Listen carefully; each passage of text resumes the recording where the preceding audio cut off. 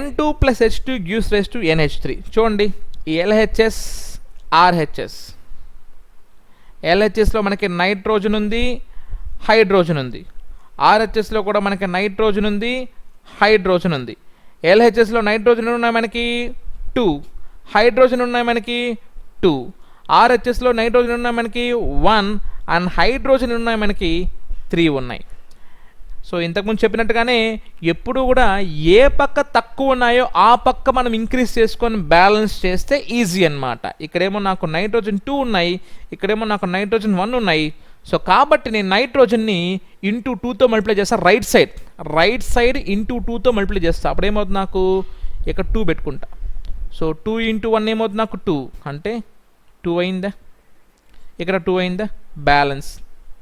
But at the same time ఇక్కడ 2 పెట్టినప్పుడు నాకు నైట్రోజన్కి హైడ్రోజన్ కూడా అసోసియేట్ అయింది కదా, అంటే పక్కనే అతుక్కొని ఉంది కదా. సో అప్పుడు అది కూడా వాల్యూ ఏమవుతుంది నాకు 2 ఇంటూ H3, అంటే 2 3s are ఏమవుతుంది నాకు 6 అవుతుంది. సో హైడ్రోజన్ విల్ బి 6 అయిపోతుంది. ఇప్పుడు ఇక్కడేమో నాకు హైడ్రోజన్ 6 ఉంది, ఇక్కడేమో 2 ఉంది. ఈజీ కదా, 2 6 ఏది చిన్నది 2. కాబట్టి బ్యాలెన్స్ చేయాలంటే సింపుల్గా ఈ 2ని 3తో మల్టిప్లై చేస్తే సరిపోతుంది కదా. So 3H2, that's it.